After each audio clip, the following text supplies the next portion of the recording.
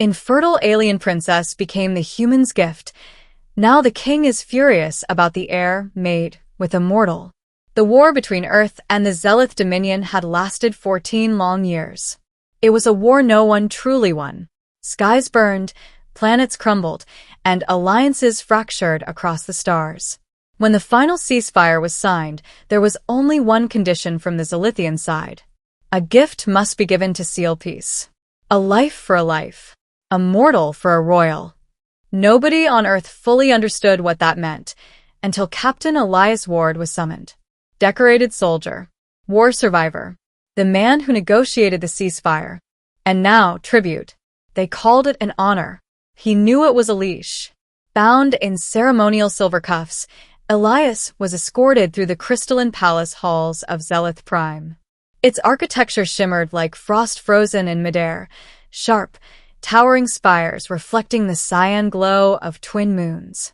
Alien guards with long silver lances marched around him. Their faces were masked in living metal that shifted like liquid. Inside the throne room, King Valor sat upon a seat carved from a meteor. 12 feet tall, his 4 luminescent eyes stared like polished amethysts. His presence was gravity itself.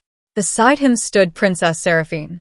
Unlike her father, she was lithe and radiant, with emerald skin that shimmered like stardust and flowing silver hair that rippled without wind. She wore royal armor shaped like petals of molten glass. Beautiful, untouchable, ethereal. King Valor spoke first, his voice deep enough to tremble the air. Human, you are the chosen tribute. You belong now to the Zalithian royal bloodline. Elias stood tall. I agreed to peace.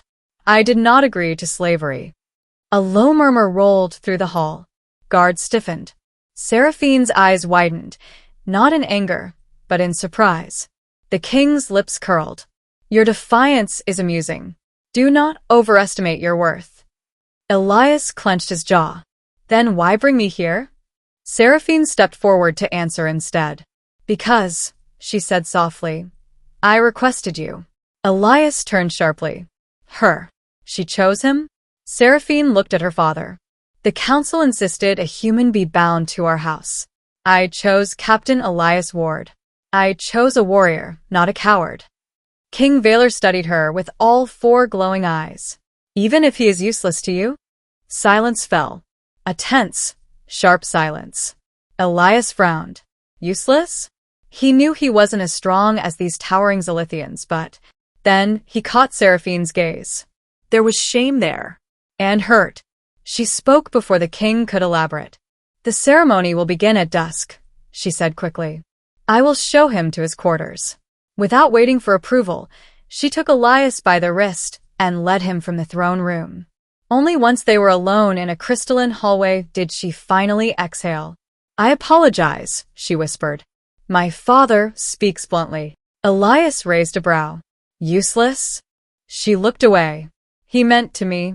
As a mate. I am deemed infertile by our physicians. A genetic defect. The Dominion sees me as unable to continue the royal line. Elias blinked. So, I was brought here to be a placeholder consort? Her silence was answer enough. They walked in heavy quiet until reaching her private chambers, vast, adorned with floating lanterns full of living light. She gestured toward a separated alcove. You may rest here. I will not force anything upon you. Elias studied her. Most captors would have gloated, but she was gentle, tired, caged in her own palace. You didn't want this arrangement either, he said quietly. She gave a faint smile. Warrior or not, we are both prisoners of peace. The middle. A bond formed in shadows. Days passed. Ceremonies were performed. Formalities fulfilled. Elias was branded not as a slave, but as royal consort. It was a title without meaning. No duties. No expectations. He was a symbol in silk. But at night, when walls lowered and crowns were set aside, Princess Seraphine would sit with him in the star-glass atrium. They talked, not as alien and human, but as 2 weary souls. He spoke of Earth's burning skies. She spoke of Zelitha's dying oceans. He confessed his survivor's guilt. She admitted her fear of being forgotten by history as the barren heir. They laughed sometimes, mostly at how neither could stomach the other's food.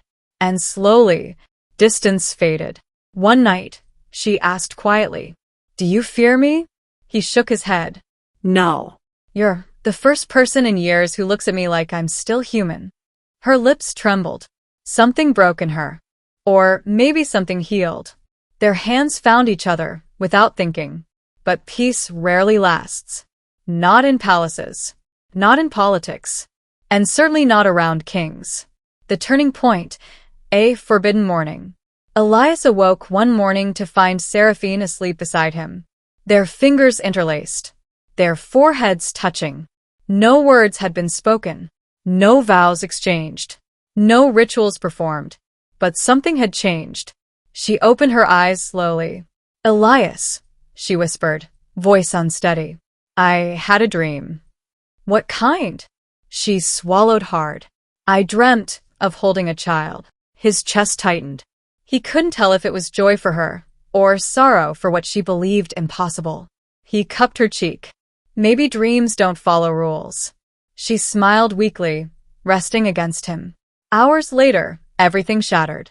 The king's wrath. The throne room doors burst open. Guards dragged Elias in chains. Seraphine stumbled behind them, shouting, "Stop. What is happening?" King Valor stood, eyes blazing pure violet fire. "You dare defy the royal order?" Elias glared. "What are you talking about?" Valor hurled a holographic scroll to the ground. Written in glowing script. "Royal physician analysis. Princess Seraphine of Zelith Prime, confirmed pregnant." Elias froze. Seraphine gasped, hands flying to her mouth. "Pregnant. Pregnant. Pregnant." She turned to Elias in disbelief. He stared back, equally stunned. King Valor's voice thundered. "Explain, human. How did you are mortal." "She is Zelithian." Her womb was declared silent. Seraphine stepped between them. "Father." "Do not speak," he roared. She flinched. Elias saw red. He stepped forward despite chains. "Don't you dare raise your voice at her." The guard stiffened. King Valor slowly turned, murderous fury burning in his 4 eyes. "You forget your place." "No," Elias growled.